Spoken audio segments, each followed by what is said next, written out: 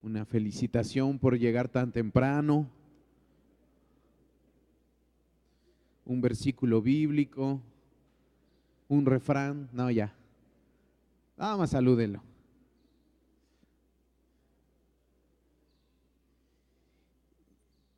Y así como usted está de pie, quiere tomar su Biblia, por favor, y abrirla en el Evangelio de Marcos, capítulo número 3.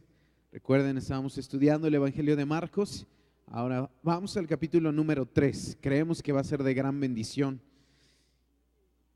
esta palabra. Amén. ¿Ya lo tiene? Vamos a leer solo la primera parte del Evangelio de Marcos, del versículo 1 al versículo número 6.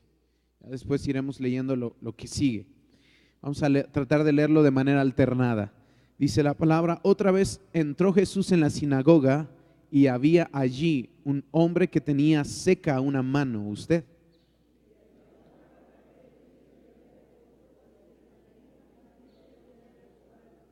Entonces dijo al hombre que tenía la mano seca: levántate y ponte en medio.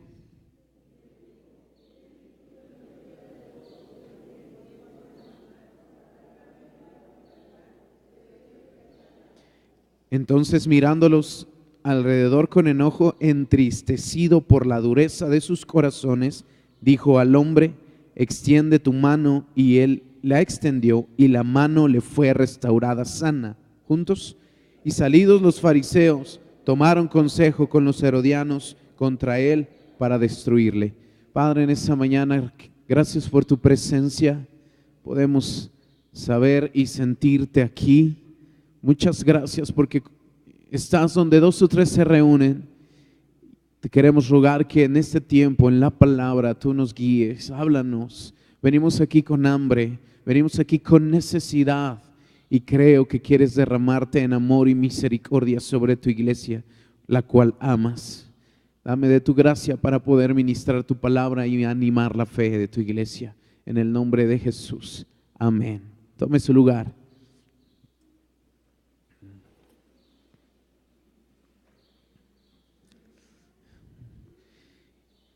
Tocando el capítulo número 13 de Marcos, es todo un reto tratar de armar un bosquejo cuando hay un capítulo largo y como 5 historias en él.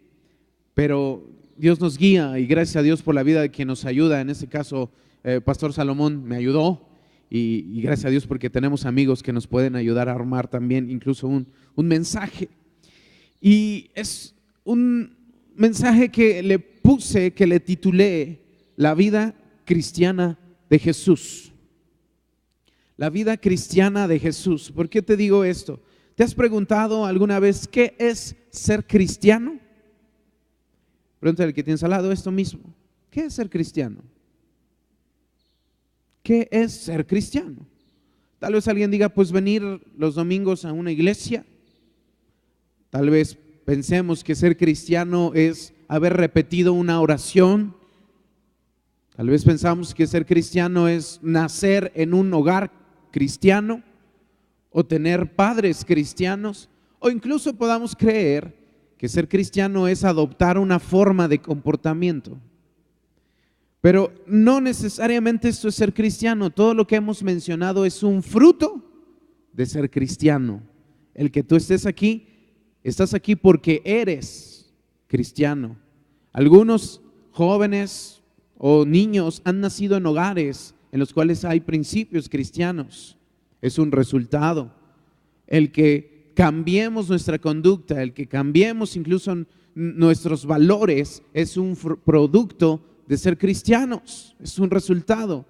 Cuando tú veniste a Cristo, le aceptaste y hiciste una oración de confesión, de recibirle como tu Señor y Salvador, pero no necesariamente hacer esa oración te hizo cristiano. Entonces la pregunta es, ¿qué es ser cristiano? Y yo, permítanme fumar un poquito de la buena, me pregunté, ¿Jesús era cristiano? A lo mejor suene un poquito a herejía. Para nada. Yo quiero que meditemos tantito como introducción en eso. Cristo, la palabra Cristo, quiere decir, es una palabra griega que quiere decir el ungido. Diga conmigo, el ungido. Cristo quiere decir el ungido, y esa misma palabra en hebreo es el Mesías. Mesías, Cristo es igual, solo en diferente idioma, y en español es ungido. Jesucristo era ungido. Bueno, Jesús era ungido. Era el que el Padre envió. Dios mismo se hizo carne y habitó entre nosotros y vimos su gloria, dice la palabra de Dios en Juan 1. Jesucristo es una combinación del nombre Jesús, que quiere decir el Salvador, y Cristo, que quiere decir el ungido. Jesucristo es la palabra que nosotros usamos para referirnos a Cristo o a Jesús, el ungido. Eso es lo que queremos decir cuando mencionamos Jesucristo. Jesús el ungido. Ahora, la palabra de Dios nos deja ver en Isaías capítulo 61, si tú puedes ir rápidamente a esa cita, Isaías capítulo 61, sin perder Marcos, porque vamos a regresar ahí. Dice la palabra de Dios así: el Espíritu de Jehová, el Señor, está sobre mí.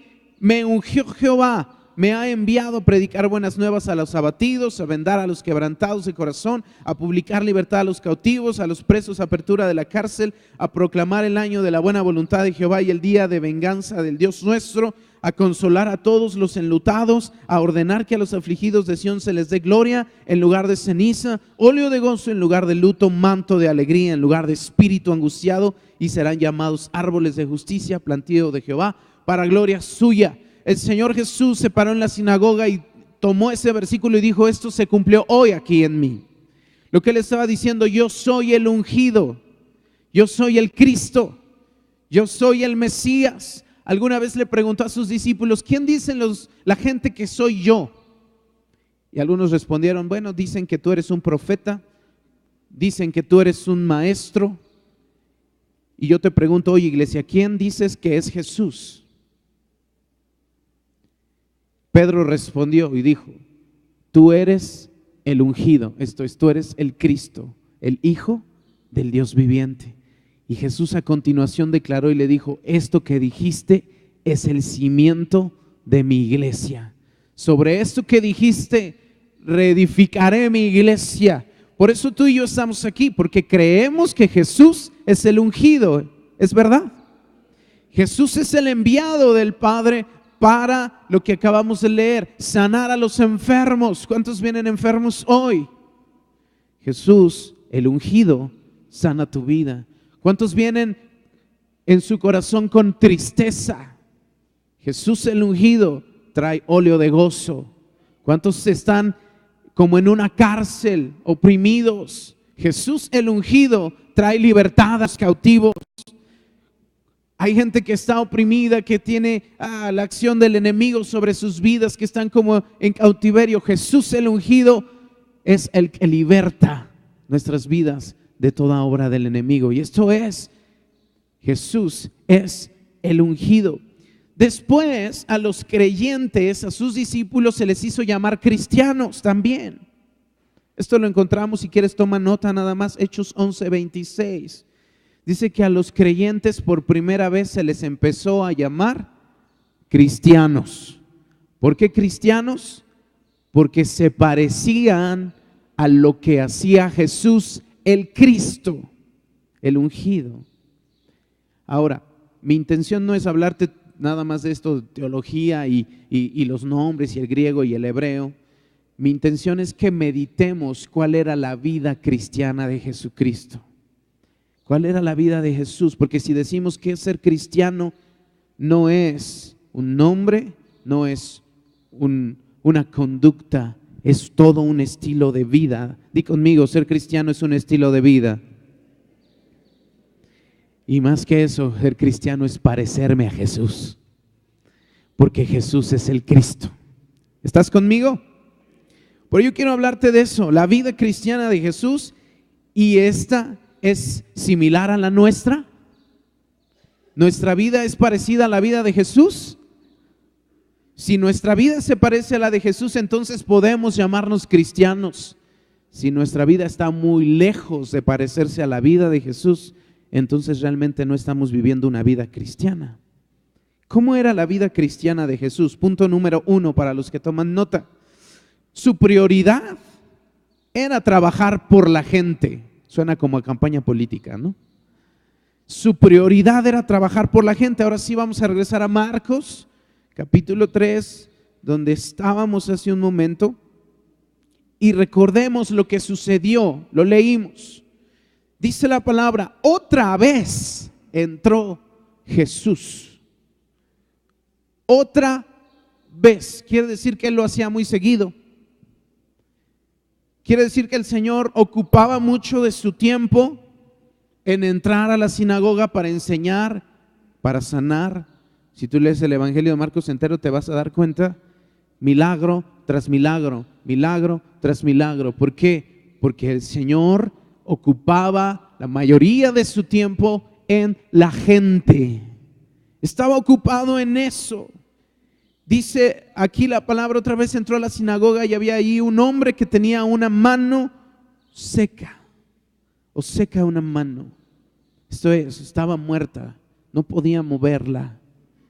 Nada más que hay unos factores, era día de reposo. Los judíos creían que ese día no podían hacer nada, es más, ni siquiera sanar a un enfermo. Y nada más estaban ahí cachando a ver qué va a hacer, porque ya sabían, fíjate, eso es interesante. Los fariseos ya sabían que Jesús le iba a sanar.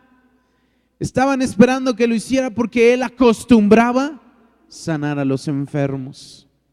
Y yo quiero motivar un poco tu fe. Al final vamos a orar por los enfermos, porque ¿sabes algo? Jesús hasta la fecha sigue acostumbrando sanar a los enfermos. Él puede sanar tu vida, puede sanar tu familia, puede sanar a quien tú sabes que viene en enfermedad, en necesidad, incluso aunque no esté aquí, Él puede sanarlo, porque para el Señor Jesucristo no hay límites. Él puede dar la palabra y esa persona puede ser sana. Otra vez entró a la sinagoga y él lo que hizo fue, llamó a este hombre, lo vio y le dijo, levántate y extiende tu mano. Y los fariseos estaban, a ver qué hace, ahorita nos lo vamos a agarrar por violar la ley. Y entonces el Señor les dice, ¿qué? ¿No es lícito sanar a alguien o ayudar a alguien o liberar a alguien en el día de descanso? Y los reprende y sana a este hombre. La prioridad del Señor Jesucristo era siempre usted, es siempre usted. Dile que tienes al lado, la prioridad de Jesús eres tú. Más que el día de reposo, más que las fiestas, más que el calendario, porque hoy es domingo y hoy domingo no se hace esto, o sí se hace esto, no se come esto, o sí se come.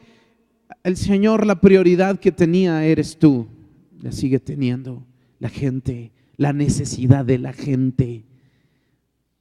Yo quiero preguntarte esto: si queremos vivir una vida cristiana como la de Jesús, o estamos aprendiendo a ser como Jesús, ¿cómo estamos administrando nuestro tiempo? El Señor sabía que su ministerio era corto, tenía poco tiempo, solamente 3 años y medio en el ministerio. Era muy poco tiempo para lo que Él tenía que lograr. Por eso sus prioridades eran la gente, sembrar, salvar, sanar, tocar las vidas.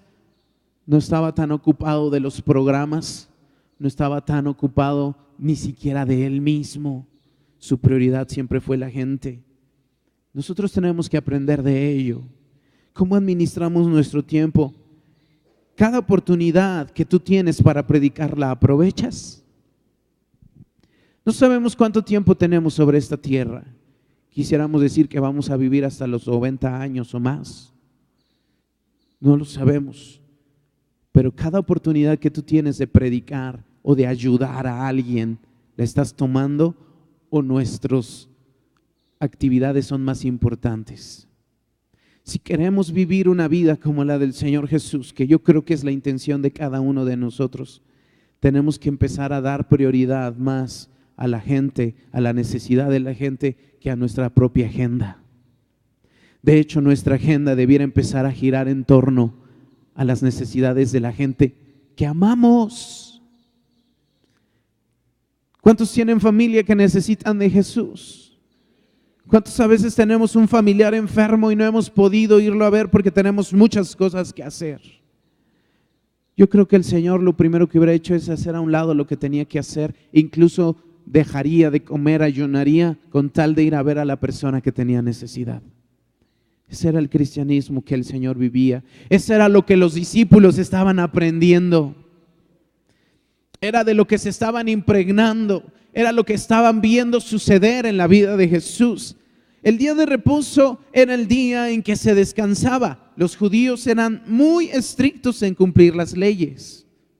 Ellos decían, día de reposo, descanso, nadie trabaja.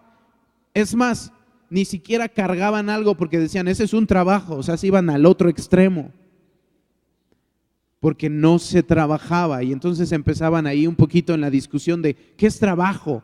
Bueno, trabajo es caminar 200 pasos, eso ya es un trabajo, entonces no debes de caminar más de 200 pasos. Y tenían esas reglas duras, firmes, rígidas, lo cual les hizo perder lo más importante. Y Jesús lo dijo en estas palabras, el día de reposo fue hecho por causa del hombre, o sea, para que tú descanses. No, el día de reposo es el Señor del hombre. El día de descanso es para que tú lo aproveches, no para que tú a fuerzas. El que manda es el día de descanso y ese es el súper sagrado. Y tú te aguantas. Se cayó tu hijo en el hoyo, híjole, no lo saques, espérate hasta mañana porque hoy es día de reposo. Tu hijo está enfermo, tu hija está enferma, tiene necesidad que lo lleves al médico. No, espérate hasta mañana porque hoy no se trabaja, hoy es día de descanso. ¿Ustedes harían eso? ¿Verdad que no? Corremos porque hay necesidad. Y es lo mismo que hacía el Señor. ¿Cuál era la prioridad de Cristo? La gente, la necesidad de la gente. ¿Alguna vez pensarías tú que es inoportuno predicar el evangelio? Jesús dijo, yo vine a los que tienen necesidad de doctor, no a los sanos. Hay gente que tiene necesidad de un médico del alma. Y que cualquier oportunidad es buena. Pensémoslo así. Tú tienes un familiar enfermo. Aunque fueran las 2 de la mañana, si hay la oportunidad de llevarlo a un médico que sabes que le va a ayudar, ¿lo harías? ¿Dejarías lo que sea necesario? ¿O considerarías que es inoportuno ir a esa hora? ¿Cuántos han ido a urgencias en la madrugada? No le dices, ay hijo, sí, te está reventando el apéndice, espérate, mañana vamos, ahorita es tiempo de descansar. Corres, consigues un auto, agarras un taxi, lo que sea, te lo llevas cargando y corriendo, pero aprovechas la oportunidad. ¿Hay un tiempo oportuno para hacerlo? Cualquier tiempo es oportuno si hay una necesidad. ¿Sabes que el mundo tal vez no le está físicamente reventando el apéndice, pero sí el alma? ¿Sabes que el mundo tiene una urgencia enorme de Jesús? Porque en cualquier momento, tú no lo sabes, pueden morir. ¿Habrá un tiempo oportuno para predicarles, para hablarles del amor del Señor, para orar por ellos? ¿O siempre será oportuno? Pero a veces nosotros le damos más importancia a nuestro calendario, nuestras actividades. Ay, ahorita no puedo predicarle porque tengo muchas cosas que hacer. Ahorita no puedo orar por ti. Ay, luego. Tenemos que entender que la gente es prioridad. Ahora, hay tiempos de real necesidad. Pastor, es que quiero que ore por mí. Sí, hermanito, son las 2 de la mañana, ¿verdad? ¿Por qué quiere que oremos? Es que no sé si ponerme el traje azul o el traje negro. Te va a colgar. Decir, hermanito, que Dios te bendiga, no me llames para eso. Pero cuando hay necesidad, es tiempo. Y el Señor Jesús hacía eso cada día, cada día. En día de reposo, en la madrugada, cuando estaba cansado, cuando tenía sueño, cuando aún quería él tomarse un tiempo de relajamiento, aún ahí no importaba. Es más, podía no comer. Los discípulos un día le dijeron, Señor, es que no has comido, deja de hablar con esta mujer. Aquí te trajimos la torta. Y él dijo, mi comida y mi bebida es que haga la voluntad del que me envió. aguántame, puedo comer al rato, ahorita es más importante que platique con esta mujer. El Señor nos enseña eso. Esa era una vida que Él practicaba cada día. Jesús sabía cuáles eran las prioridades de su agenda y en base a ello giraba todo. Su agenda era la gente, la necesidad, porque dice Isaías, lo leímos, el Espíritu del Señor me ha ungido y me envió a predicar, a sanar, a consolar, a liberar. A eso me envió el Señor. Ahora tal vez tú y yo pensemos, pues eso es lo que hizo Jesús, pero yo no. Yo sí tengo que trabajar. Yo sí tengo que sostener una familia. El Señor no lo hacía. Yo sí tengo muchas cosas que hacer. Soy un hombre, una mujer ocupada. El Señor no guisaba para sus 12 discípulos. Usted no sabe lo que es guisar para 12. Tal vez eso podamos pensar y decir, yo sí trabajo. Y no me refiero a que tengas que dejar todo, pero aún en medio de tus actividades, tus prioridades tienen que ser ordenadas. Porque aún tú puedes estar haciendo tus quehaceres, pero tener en mente que tu prioridad también es la misma de Jesús. Tú eres un testigo de Cristo. Tú eres ahora el cuerpo de Cristo. Cristo ahora está a la diestra del Padre sentado. ¿Y sabes a través de quién Él sigue sanando enfermos? A través de la iglesia. ¿Sabes a través de quién Él sigue predicando las buenas nuevas? A través de la iglesia. ¿Sabes a través de quién sigue ayudando a los necesitados?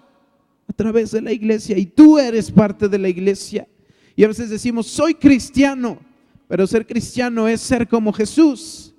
Y eso era lo que hacía Jesús. No me refiero a que dejes tu trabajo, que dejes tu chamba, pero ser cristiano es saber, diga conmigo saber, que también tú has sido ungido para libertar a los cautivos, también tú. Dice, el Espíritu del Señor está sobre mí. ¿Qué Espíritu del Señor estaba sobre Cristo? El Espíritu Santo. Hechos 1:8 dice, recibiréis poder cuando haya venido sobre vosotros el Espíritu Santo. ¿Acaso no tenemos el mismo Espíritu que el Señor Jesús tenía? Tenemos el mismo Espíritu Santo. Por lo tanto, tú y yo tenemos que hacer las obras de Cristo. Tú y yo estamos llamados también y también estamos ungidos por el Espíritu para llevar las buenas nuevas, para libertar a los cautivos, para sanar a los enfermos, para llevar vista a los ciegos, para echar fuera demonios, para predicar las buenas nuevas. Yo quiero decirte esto y escucha bien. No prives a los que te rodean de este poderoso evangelio. No les quites la oportunidad de cambiar sus vidas. Porque si de alguna manera les va a llegar el evangelio, es a través de ti. No los prives de esto. ¿Cuántos sean felices como creyentes, como cristianos? Gracias a Dios por el que nos predicó de Cristo, ¿no? Gracias a Dios que no se cayó. Gracias a Dios que fue obediente. Gracias a Dios que nos habló sin temor. Pero a veces nosotros nos callamos porque estamos ocupados. A veces nos frenamos porque hay otras cosas que hacer, porque tenemos actividades. Y no estoy diciendo que seas irresponsable. Tenemos que ser responsables y sostener una familia, pero aún en medio de esas actividades, mi prioridad debe ser clara. Puedo estar barriendo, pero a la misma vez puedo estar orando por mis vecinos. Puedo estar trabajando y mis manos ocupadas haciendo la chamba, pero a la misma vez puede mi boca estar predicando el evangelio al que está al lado de mí. Puedo estar en el taxi conduciendo, pero a la misma vez también puedo estar predicando el evangelio. Puedo estar en la escuela, pero a la misma vez tengo compañeros que les puedo hablar. Es más, puedo orar. ¿Cuántos compañeros en la escuela a veces están enfermos y ahí parece coro, verdad? No de los ángeles, sino de tos. Y entras a un salón de clases y todos y por todos lados. ¿Qué haría Jesús allí? Llegaría y repartiría pastillitas, ¿va? Vengan para la tos, hay para la tos. ¿Una Halls? Yo creo que el Señor les llevaría una holz y aparte les ponía las manos y oraba por ellos. ¿Cuándo hacemos eso? No, es que ¿qué van a decir? El Señor no le importaba que dijeran, es más, lo que otros decían casi le costaba la vida, pero Él sabía cuál era su prioridad. Pregúntale al que tienes al lado, ¿tú sabes cuál es tu prioridad? Esa era la vida cristiana de Jesús. La prioridad es la gente, la necesidad, las buenas nuevas. Por eso Mateo 6:33, todos se lo saben de memoria, dice, mas buscad primeramente el reino de Dios y su justicia. Todas las demás cosas os vendrán por añadidura. Repito, aún en medio de lo que tú haces y de tus actividades, de tu chamba, de tu escuela, de tu casa, de tus quehaceres, puedes tener tus prioridades claras y aún cumplirlas. Aún cumplirlas. Y si es necesario, incluso puedes interrumpirlas. Las mamitas son preciosas, ¿verdad? Son multiusos. Barren, con una mano barren, con el pie trapean y aparte, ¿verdad? Con la boca le mueven a la cuchara de la sopa. Con la otra mano sacan la mamila y se la meten al hijo. Pueden hacer muchas cosas. Ah, pero llegó la comadrita, ¿verdad? Comadre, ¿tiene una tacita de azúcar? Sí, pásate. Y se pueden pasar media hora ahí con la comadre. Podemos hacer una interrupción a nuestras actividades. Podemos hacer una interrupción a nuestras actividades aún para predicar de Jesús. Si podemos atender en medio de todo eso a la comadre, yo creo que podemos predicarle al burrero de la basura. Yo creo que podemos predicarle al del gas, a la que nos llamó, ¿verdad? Preguntando por eso, también podemos darnos un pequeño tiempo. Siempre hay la oportunidad. ¿Alguna vez has creído que es inoportuno predicar el evangelio? Tú no sabes si esa persona vivirá mañana y tú seas la última persona con la que se cruzó y el mensaje del evangelio pudo salvarle la vida. Medita en ello y aprovechemos toda oportunidad. Esa era la vida cristiana de Jesús. Punto número 2. Yo quiero decirte esto: ánimo, que el evangelio es poder. No estamos vendiendo un producto, no estamos hablando de una filosofía hueca y vana. Es más, ni siquiera estamos tratando de convencer a nadie. Quien lo hace es el Espíritu Santo. Lo único que tú tienes que hacer es tener ánimo, sabiendo que el evangelio es poder. ¿Por qué te digo ello? Mira, vamos al mismo evangelio de Marcos capítulo 3, al versículo número 7. Siguiente historia.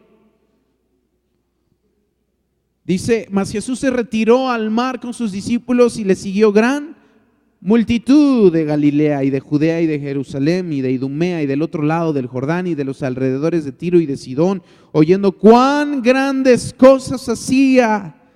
Grandes multitudes vinieron a él. La gente le seguía porque veían en Jesús poder. Pablo dijo, no me avergüenzo del evangelio porque es poder de Dios para salvación. ¿Te avergüenzas tú del evangelio? ¿Crees tú que el evangelio es poder? ¿Crees tú que Jesús sana a los enfermos? ¿Crees tú que Jesús cambia las vidas? ¿Crees tú que Jesús levanta muertos? ¿Sana de cáncer? ¿Sana del SIDA? Si tú lo crees, no te avergonzarás, porque no estás hablando una tontería, estás hablando algo poderoso. Por eso tenemos que tener ánimo para predicar en cualquier oportunidad. Dice la palabra, oyendo cuán grandes cosas hacía. Eso lo dice el versículo número 8, me parece. 7, 9, uno de esos. Cuán grandes cosas hacía. ¿Sabes? No puede haber un cristiano que no haya experimentado el poder de Dios. Si no lo hemos visto, si no lo hemos sentido, si no lo hemos experimentado, es que realmente no estamos viviendo un cristianismo completo. Jesús contaba con el poder del Espíritu.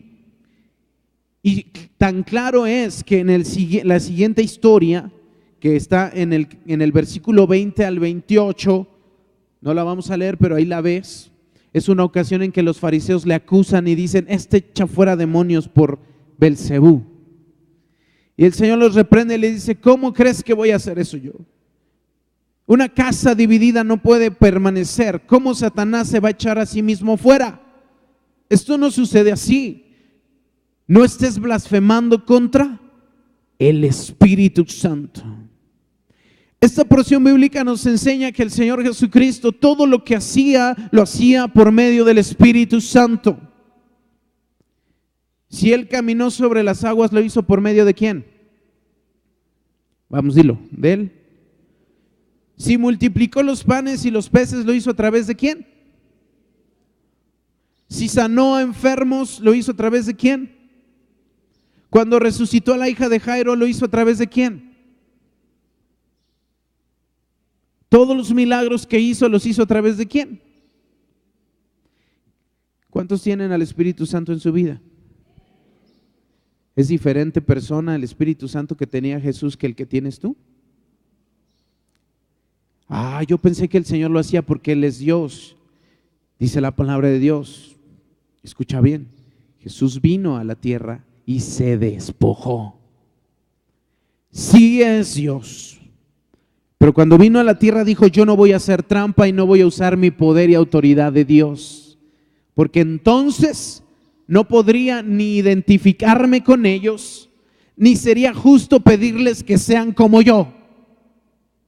Porque es Dios. Por eso se despojó y tomó forma de siervo y se hizo semejante a nosotros. Padeció lo mismo, sufrió lo mismo. Y entonces, ¿cómo hizo los milagros? Por medio de Él. ¿En qué momento el Espíritu Santo vino a su vida? Cuando Él estaba siendo bautizado, dice la palabra: y vi que el Espíritu Santo descendió sobre Él en forma de paloma. Y se oyó una voz en el cielo que dijo: este es mi Hijo amado, en quien tengo complacencia. Esto es el mismo momento que Jesús fue bautizado en agua. Levante la mano el que está bautizado en agua. Perfecto. En ese mismo momento el Señor Jesucristo también fue bautizado en Él. Levante la mano a los que están bautizados en el Espíritu Santo. Perfecto. Tenemos al mismo Espíritu Santo. Por lo tanto, las cosas que Jesús hizo, cosas mayores que estas harán vosotros, dice el Evangelio de Juan capítulo 14. Cosas mayores haremos, porque tenemos al mismo Espíritu. Por eso, iglesia preciosa, el cristianismo es hacer lo que Cristo hacía. Ten ánimo, anímate a orar por los enfermos. Anímate, porque el Evangelio es poder y el Espíritu Santo es el que lo va a hacer a través de ti. Ni siquiera es problema tuyo, es problema del Espíritu, de si sana o no sana a alguien. Lo que tú tienes que hacer es estar confiado en que lo va a hacer, creer que lo va a hacer.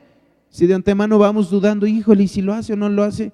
Ese no es tu problema es ir y poner las manos, porque tú eres un instrumento. Cuando yo toco el piano o Eder toca el piano, no veo a sus manos preguntándose: ¿tocaremos bien? Sus manos simplemente obedecen lo que su cabeza dice y ellas hacen. ¿El problema dónde está? Tú eres un instrumento, tú eres las manos de Jesús. El problema está allá arriba. Tú eres simplemente el que tiene que obedecer y orar. Deja de preguntarte si sanará o no sanará. El Evangelio es poder. Y tú eres el cuerpo de Cristo, tú eres las manos de Jesús. Dile que tienes al lado: tú son las manos de Jesús. Tu boca es la boca de Jesús, por eso habla, por eso ora, por eso ve, lleva el Evangelio. Ten ánimo, el Evangelio es poder. Grandes cosas hacía el Señor. Un creyente que no vive o ha visto el poder de Dios obrar a través de su vida, no está viviendo el cristianismo de Jesús. Aquí viene un reto para nosotros. ¿Cuántos han orado alguna vez por un enfermo y haya sanado? ¿Cuántos no? Oye, hermano, yo sé que eso pasa. El pastor ora por ellos y sana. Sí, qué padre. Hay un buen ejemplo en nuestro pastor. Pero en tu vida, ¿qué está pasando? No, es que eso es solamente para los elegidos. Tú eres un hijo de Dios y dice la palabra, estas señales seguirán a los que creen. No a los que tomaron el curso y se metieron 3 años al ESEM o tienen licenciatura en sanidades. Si tú crees, puedes. Si el Espíritu de Dios está sobre ti, entonces puedes y debes. Ay, hermanos, que yo no sé cómo predicarle a los vecinos, se me hace súper difícil, no sé qué decir, necesito entrar a los niveles y cursar todos los niveles. Hermano, necesitarías 9 años para terminar todos los niveles. Y a lo mejor antes de esos 9 años ya se te murió el vecino. Mejor apúrate. El Señor dijo, no te preocupes de lo que tienes que decir. El Espíritu Santo que tú tienes ya te recordará todas las cosas. A veces estamos hablando con alguien o con un familiar, un vecino, y nos acordamos de los versículos. Tenemos memoria de teflón, pero en ese momento te acuerdas de todo. Dices, wow, no, sí soy bien bueno. No, simplemente la palabra se está cumpliendo. El Espíritu te está recordando todas las cosas y usa tu boca. Ánimo, el Evangelio es poder. El Evangelio es poder. Y punto número 3 y último, me ayudan con el piano, por favor. No sé dónde anda aquel chaparrín. Aquí está. Tal vez estamos viendo que nos falta un poquito vivir esa vida cristiana. Como que todavía está ahí, algo necesita suceder. ¿Sabes? Punto número 3, la preparación para una vida cristiana es la intimidad con Jesús. La preparación para una verdadera vida cristiana es la preparación con Jesús, la intimidad con Jesús. Dice el versículo 13 de Marcos 3. Puedes poner tus ojos ahí.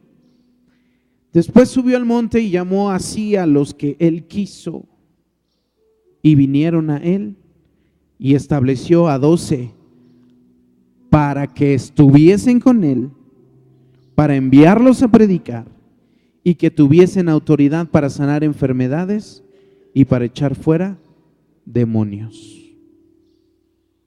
Tomó a 12 para que fueran los líderes religiosos de la iglesia. ¿Eso dice? Tomó a 12 para que fueran los organizadores de los eventos de la iglesia. ¿Sí dice eso? Tomó a 12 para que sean los superapóstoles. Ni eso. Pero lo fueron. Sí, como resultado de esto. ¿Para qué los llamó? Hay 5 afirmaciones que quiero que veamos rápidamente. La primera, los llamó. Le dijo, ven. ¿Te acuerdas? La semana pasada estudiábamos un poquito acerca de Leví. Jesús pasó cerca de Leví y le dijo, ven y sígueme. Y él dejó todo. Y fue un paso de fe. ¿Cuántos atendieron al llamado de Jesús? Cuando él vino, dice la Biblia, he aquí, estoy a la puerta y llamo. Si alguno oye mi voz y abre la puerta, entraré a él, cenaré con él y él conmigo. ¿Cuántos atendieron a ese llamado? Los llamó. Los llamó. Siguiente, vinieron a él. Porque él puede llamar tu vida. Él puede decirte, ven hijo, acércate a mí. Ven, entra en mi presencia. Ven, sé parte de mi familia. Pero otra cosa es que tú atiendas y vengas al llamado de Dios. Ellos bien pudieron decir, no gracias. Hubo ocasiones en que el Señor se acercó con personas y les dijo, sígueme, sígueme. Vende todo lo que tienes, dáselo a los pobres y sígueme. De todos modos no te va a servir. ¿Para qué lo quieres ahí? Mejor beneficia a otros y sígueme. Y ese joven dijo, no gracias. No quiso. Porque el Señor puede llamar, pero algunos pueden rechazar el llamado. Entonces el punto es, si Él te llama, ven. A veces el Espíritu del Señor te está llamando a orar más. A veces en la mañana te despiertas, son las 5 de la mañana y se te va el sueño y dices, ¿qué está pasando? Y sabes en el Espíritu que el Señor te está llamando a intimar en su presencia. Y algunos decimos, no, gracias, estoy cansado. Es muy temprano, tengo mucho que hacer. Si Él te llama, ven. ¿Qué más? Llamó, vinieron a Él, estuviesen con Él. Quédate en su presencia. No nada más vengas, escuches y te regreses. Conserva esa presencia. Necesitamos quedarnos allí. Conserva la presencia de Dios en tu vida todos los días. Porque a veces recibimos de Dios y somos ministrados y termina este tiempo, salimos a casa y conforme pasan los días perdemos todo lo que Dios nos dio y pareciera que saliéramos de su presencia. Pero la idea de Dios es que permanezcas allí, que estés con Él para enviarte a predicar. ¿Para qué quiere Dios que estés en su presencia? ¿Para qué te quiere llenar? ¿Para qué te quiere abrazar y dotar de poder? A veces yo pregunto, ¿para qué quieres el poder de Dios? La única respuesta correcta es para ser testigo. No hay otra respuesta. Si hay otra respuesta fuera de esa, está mal. ¿Para qué quieres el poder de Dios? Para ser famoso, tache. Para ser reconocido, tache. Para que hagan campañas de sanidades y digan, aquí el gran hombre de Dios, tache. La única manera y la única respuesta correcta es, ¿para qué quieres el poder de Dios? Para predicar el Evangelio. Recibiréis poder cuando haya venido sobre vosotros el Espíritu y seréis testigos. Para enviarlos a predicar y para que tuviesen autoridad. El Señor te quiere dar autoridad, pero no es para que tú seas el patrón, no es para que seas el jefe. Te quiere dar autoridad para que eches fuera demonios, para que el reino de las tinieblas se te someta, no por gusto, sino porque tú vas a establecer el reino de Dios. ¿Cómo puedes vivir una vida cristiana poderosa? Métete en una relación profunda con el Señor Jesús. Permanece allí, quédate con Él. No lo dejes todos los domingos aquí y te vayas a tu casa. Sé como esos discípulos que dijeron, Señor, no te vayas, ya se hace tarde. Quédate con nosotros. No lo dejes cada domingo aquí. Conserva la presencia de Jesús en tu casa, en la mañana, en la tarde, en la noche, todo el tiempo. Platica con Él en la calle, platica con Él en el trabajo. Tu mente esté conectada, tu corazón esté conforme a su corazón. No necesitas estar aquí las 24 horas cuando el Señor Jesús tiene una relación contigo y permaneces conectado con Él. Esa es la preparación para vivir una vida cristiana así como el Señor la vivía. Ser cristiano es ser familia de Cristo. Por eso más adelante en este mismo capítulo le llaman y le dicen, tu madre y tus hermanos, Jesús, te buscan. Y él estaba predicando y se quedó viendo y les dijo, mira, no es despectivo, pero mi madre y mis hermanos son todos los que hacen la voluntad de mi Padre. Todos los que hacen la voluntad de mi Padre son mi madre y mis hermanos. ¿Qué nos enseña esto? Que es necesaria una relación, no familiar de apellido. El garage no hace al carro. El que hayas nacido de cuna cristiana no te hace cristiano. Lo que te hace cristiano no es venir aquí. Lo que te hace cristiano es una relación con Jesús. Y eso es lo que el Señor quería expresar cuando le dicen, ahí está tu madre y tus hermanos. No, los que comparten mi fe, los que viven como yo, los que tienen las mismas prioridades que yo, los que tienen la misma pasión que yo, esos son mis hermanos. ¿No es verdad que mientras más tiempo pasas con una persona, más te pareces a ella? Hay una pareja de novios, se conocen, al principio le gusta esto, a ella no le gusta, pero conforme pasa el tiempo ya a los dos les gusta. Al principio a él no le gusta el agua de apio y luego ya le gusta. Bueno, ya estoy en el proceso de que me gusta. Mi esposa le gusta, pero a mí no mucho. Pero ya mero me gusta. Y ya los ves que hablan igual. Y si él decía chale, ella también dice chale. Se van pareciendo. Es más, hasta se visten igual. Porque hay una relación. Igual pasa con el Señor. Mientras más tiempo pases con Él, más te vas a parecer. Y entonces la gente va a llamarte cristiano sin que tú les digas yo soy cristiano. Ellos dirán tú eres cristiano porque te pareces a Cristo, porque tus prioridades son como las de Cristo, porque vives con poder como lo vivía Cristo. Y esa es la idea, y eso es lo que yo quiero compartirte en este día. Necesitamos vivir una vida cristiana con poder. Si una relación hace que te parezcas a la persona, qué mejor que nos parezcamos a Jesús. Qué mejor persona a quien parecerse que a Él. Yo me quiero parecer a Él. Quiero parecerme a Jesús. ¿Quieres ponerte de pie, iglesia?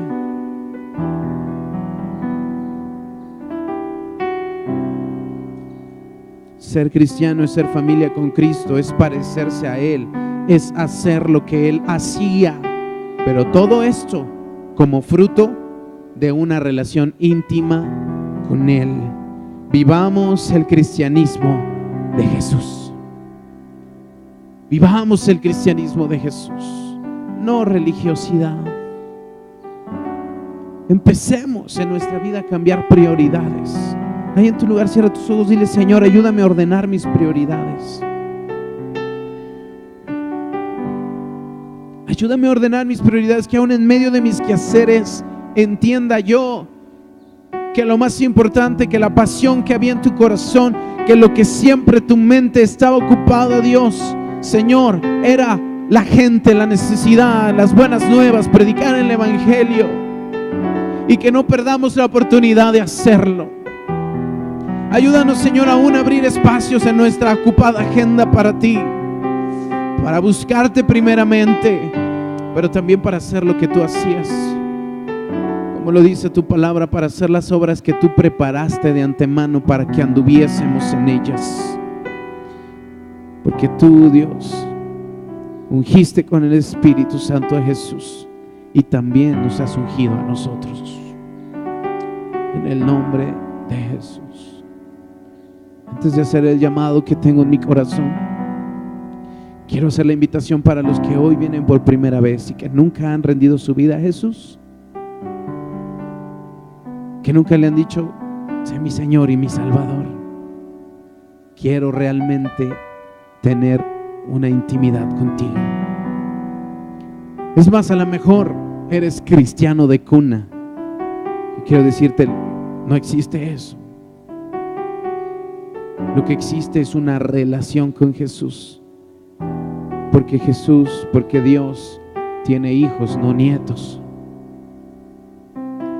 Me he encontrado con cristianos de cuna que nunca han recibido a Cristo y que batallan horriblemente, que dicen es que es súper difícil ser cristiano. Bueno, es que realmente no lo eres, mijo. Has adquirido no sé por qué estoy enfatizando en ello, pero bueno, has adquirido un comportamiento, has adquirido una ideología, pero nunca ha habido un cambio aquí. Y eso solo sucede cuando tú rindes tu vida a Jesús. Si alguien quiere rendirle su vida a Jesús, véngase aquí adelante. Quiero orar por ti, quiero guiarte en esa oración, ayudarte en esa experiencia de entregarle tu corazón y que tu vida empiece a cambiar. Es el primer paso y todo lo demás va a empezar a suceder de manera preciosa. Si hay alguien más, véngase.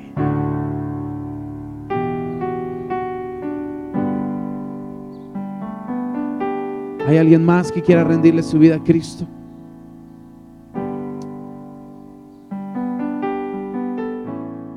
Cierra tus ojos, iglesia. Padre, gracias por este tiempo.